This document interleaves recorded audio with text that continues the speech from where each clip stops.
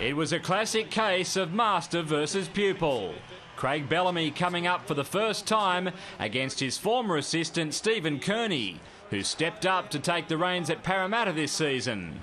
The rookie head coach had his troops fired up against his old employer as they tried to assert themselves against the informed Storm. Thompson hit over the top by Shackleton. However, once that initial aggression had dissipated, Melbourne found the defence to not be so willing. Cooper Cronk, it's opened up and the halfback has strolled over for the first try. The home side's next one also left the Eels alarmingly exposed on their own line. Now here running straight and hard is Adam Blair. They're in again, the Melbourne Storm. After their awful beginning to this game, Parramatta needed to generate some confidence and, more importantly, some points. Lasalo, did he get a hand to it? He dived, put the left hand out and may have got there. The super slow-mo showed that Taniela Lasalo hadn't grounded the ball properly and the try was denied. Meanwhile, Melbourne's football was a joy to behold. Full of confidence, they weren't afraid to take risks. Slater racing, no! Just too deep. Another Storm four-pointer was brewing, and it was Beau Champion with the taste for it. Slater got a hand to it, back to Proctor.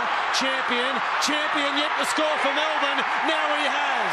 The Melbourne Storm third try of this first half, and the first for Beau Champion in Melbourne Storm colours.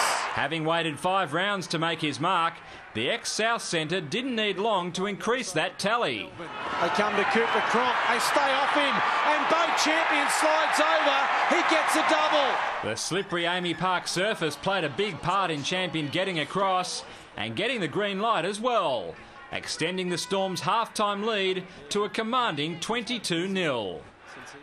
Melbourne's infamous fickle weather is such that the two teams return to sunshine, and the city's NRL representative returned to the standard they set in the first 40.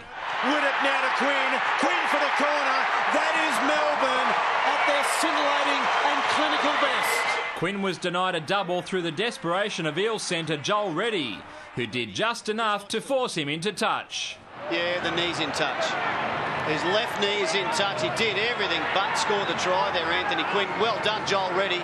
With the outcome as clear as the skies, Bellamy's boys looked like they wanted to have some fun and played some hot potato backyard footy that enthralled their loyal fans. It goes to Widdop. Widdop now finds Blair. Blair across field. Plenty of tackles up their sleeve here for Melbourne, but they want points now. Cooper Cronk started the game with a try. He then offloads to Proctor. Proctor stands. Ball out the back to Champion. Off a Parramatta hand.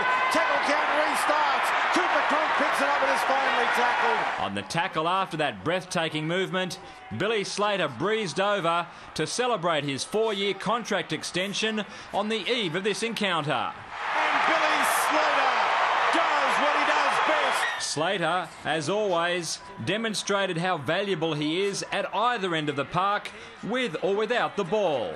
On debut, he didn't get the ball down. He still didn't get it down. Billy Slater can score him and he can save them. Then the dynamic custodian threw the last pass for Matt Duffy to motor over against the club that wants to sign him for next season. Duffy in one hand scores the try. The 7th try of the afternoon for the Melbourne Storm. With Cameron Smith given an early mark, Gareth Widdop knocked it over from touch to make the final scoreline a resounding 38-0, equalling Melbourne's biggest ever defeat of the Eels and taking them to the top of the Telstra Premiership table. David Rowlands, Big Pond Sport.